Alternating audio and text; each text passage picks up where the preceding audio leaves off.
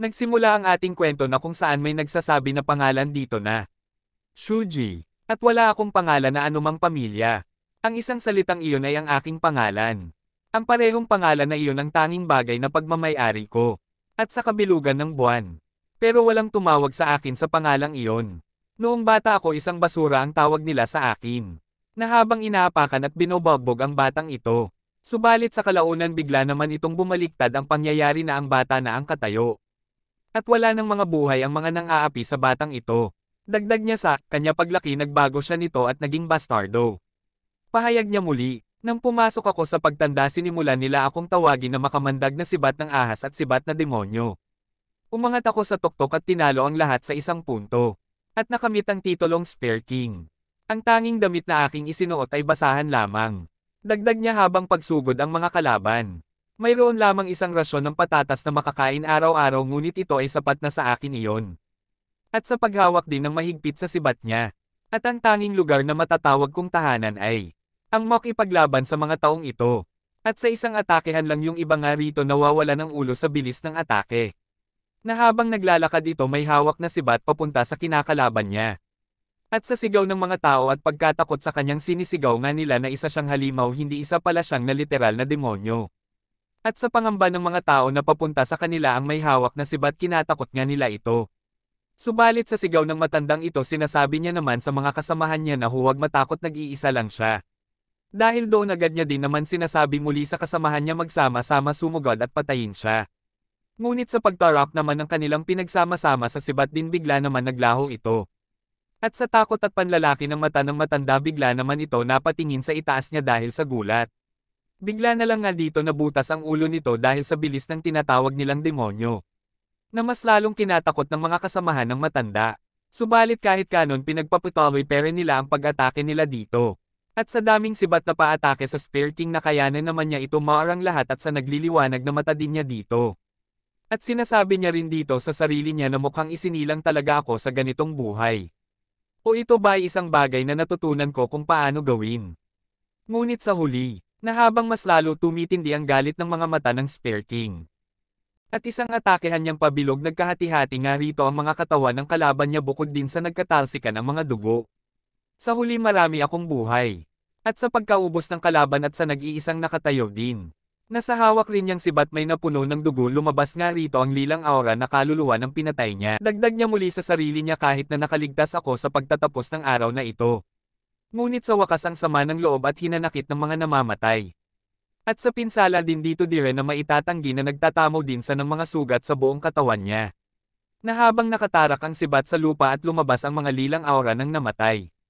Hanggang sa unti-unti na rin nawawala ng panijin niya at sa kahuli-hulihan binabanggit niya pa din ang pangalan niyang Shuji. At sa kabilugan ng buwan naglalaho na rin siya dito at sa naiwang sibat na nakatarak sa lupa nito. Dagdag ba pa niya sa kahuli-hulihan ang palaging kinukutya bilang basura sa huli. Namatay sa larangan ng digmaan.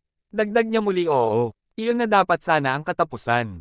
Ngunit ito ba ay pagkakamali o ito ba ay kapalaran? Ngunit ako na dapat ay mabubulok. Subalit muling nagkatawang tao. At kaya, ang basura na kinukutya ng lahat ay bumalik sa nakaraan. At sa kabilang banda na habang may sumigaw sa sakit. At may isa ding bata na nakasandal sa puno na makulimlim. Na tila nagtataka sa sarili niya. Sa dahilan din napasabi ito na kanyang sarili. Kaya hindi ako muling nagkatawang tao bilang isang sanggol pagkatapos ng lahat. At sa paglinggan din niya dito sa gilid na may nakikitang salamin nito. At sa oras na pagkakita niya dito sa mukha ng salamin. Napasabi na lang siya nito na naging bata na siya nangon. Dagdag niya na sa kaharap na salamin pagkatapos ay dapat na sa oras na nagtrabaho pa ako bilang isang hand helper. At siya ang ating bida. Subalit bigla naman din nabaling ang tingin dito ng bida dahil sa may sumigaw na ika na bastardo. Dahil pala sa harap niya ay may naglalaban na magkabilang puwersa, sapagkat inatake pala ng mga bandito ang mga Howling Tiger Escort Bureau, na agad na nga nagsinugad ang magkabilang puwersa dito. Ngunit sa nakatayo dito na bida pinapanood lang ang kaganapan. Sinasabi niya dito na isipin na ako ay tatantong sa isang larangan ng digmaan sa sandaling ako ay muling magkatawang tao. Subalit may bigla naman din may dumating sa likuran ng bida. At inaapakan ang salamin nito. Wika niya sa bida na nangdidilat ng mga mata. Anong ginagawa ng batang katulad mo dito? Dagdag niya hindi ko akalain na ikaw ang escort master isang katulong na kamay. Subalit sa walang takot na tinitingnan din naman ito ng matalim dito ng bida. At iniisip niya din na isang tulisan sa kagubatan. Sila ay mga hamak na nagtatago sa kagubatan upang pumatay at magnakaw ng mga tao. Ngunit nanginginig ang kanyang mga mata, at ang kanyang katawan ay matigas. At sa natatakot na tulisan nanginginig nga talaga ito. Dagdag ng bida dito karamihan sa kanila ay mga tipikal na baguhan lang. Subalit sa pagkainis ng tulisan dala na rin sa takot bigla na lang nga ito umatake sa bida. Pahayag niya hindi mahalaga kung isa kang hand helper o escort master. Dagdag niya na binubuhos ang atake niya at pinupuntirya ang liig ng bida. Papatayin ko lahat ng huli sa inyo. Subalit na habang papalapit ang atake nito sa kanang liig ng bida. Sinasabi niya rin dito sa bandido na alam ko na, sobrang madaling mahuhulaan ang mga galaw mo. At sabay nga dito kinuha ng bida ang sibat ng bandido. At sa pag-agaw naman dito ng bida umatake nga din siya nito ng napakabilis sa dahilan na iiwan pa ang amahin ng bida. At walang kamalay-malay na bandido bigla na lang nga nakatarak sa kanya ng sibat sa dibdib niya. At sa di makapaniwala na bandidong ito nadilat pa ang mata. Nakapagsalita pa ito sa bida na kung banibiro ba siya ng batang ito. Nasinagot naman din ito ng bida itong bandido habang naglalabas ng aura niya. Nabagamat na wala man ang mga tagumpay ko sa digmaan mayroon pa rin akong martial arts. At sapat na yan, na habang nagliliwanag ang mata ng bida at may lumalabas nga din dito na lilang usok sa bibig niya. Dagdag niya dito kahit na lahat ay hinamak ang martial arts technique na ginamit ko at tinawag pa itong isang demonic martial art technique. Pero wala akong choice ngayon. At sabay ikot at saklay-saglay ang katawan ng bandido na walang kahirap-hirap man lang hinawakan dito ng bida. Samantala may isa nga rin na nagtatago sa puno na may dalang pana. Subalit sa taong nagtatago sa puno sumigaw nga ito na kinalinggan naman din dito ng bida. At sa paglinggan naman din ng bida dito nakapagbitiw na nga rito ng atake itong tao na nagtatago sa puno. Naagad nga rito nataman ang ulo ng bida sa dahilan na paatras siya ng kaunti nito. Dahil nga rito tuwang-tuwa nga ang bandidong ito sa pagkapuntirya niya sa bida. Ngunit sa di inaasahan ng bandido bigla naman din gumalaw ang sibat na patungo sa kanya na kinagulat niya. Pahayag ng bida sa bandido na nanlilisik na mga mata wika niya inaasahan ko na ang iyong palihim na pag-atake pero hanggang dito ka lang. Dagdag dito ng bida na habang 20% na tuhugan at pagdikitin ang dalawa sa isang sibat. Ang hindi pagkumpirma kung patay na ang iyong kaaway ay maaaring pumatay sa iyo sa larangan ng digmaan. Binaon ng dito ng bida ang hawak niyang sibat. At sa ngayon sa dalawa na ang saklay na buhay ng bida subalit gumagalaw pa nga din dito ang isa na kinalinggan naman ng bida. Dagmuli ng bida at ngayon tama na ang bigat ng sibat.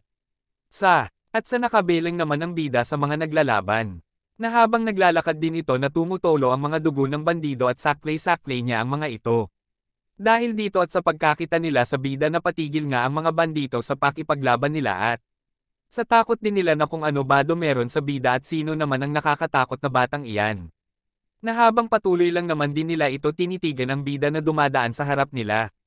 Na ang bida naman din dito ay mukhang wala man lang at nakahawak pa ang kamay sa baywang nito. Ngunit bigla naman natigilan ang bida at napalingon at nagsasalita. Mungkahi nang nagsasalita dito ano bang nangyayari at sino ba ang baliw na batang ito.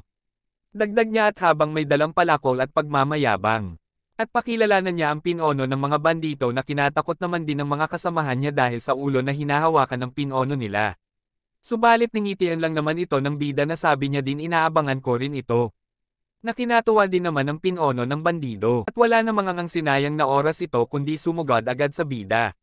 Subalit sa paghawi ng palakol na iwasan lang naman ito ng bida na walang kahirap-hirap.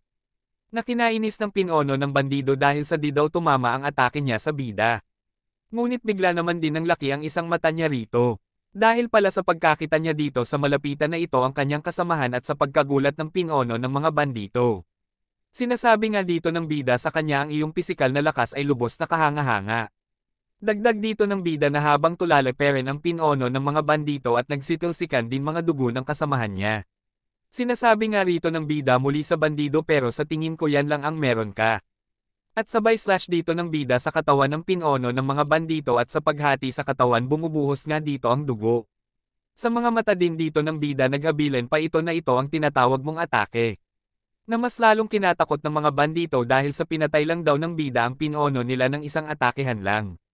At isang siyang halimaw. Ngunit sa hawak pere ng bida ang sibat na may tuhog pa na 2 bandito.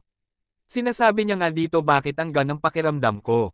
Subalit sa dinamamalayan ng isang ito bigla na lang nga may tumarak sa lalamunan niya dito. Na mas lalong kinatakot ng mga bandito na habang patuloy sa pagpatay ang bida paulit-ulit niya dit na sinasabi na ngayon mas gumaganda pa ang pakiramdam ko. Dahil doon ko makaripes nga lahat ng mga bandito na nagsitakbo sa takot sa bida. Sa seryosong mata ng bida napalingon naman ito sa mga saklay-saklay niyang nakatuhog sa sibat nitong dala niya. Wika niya sa sarili niya nito kapag nagtagpo ang dugo at demonyo. Sa larangan ng digmaan, isang makulay na madugo ang mangyaring sa mga bandito sa kabundukan. Ang oras ay bumalik sa nakaraan ng 10 taon. At sa mismong bundok na iyon, ang sibat na demonyo.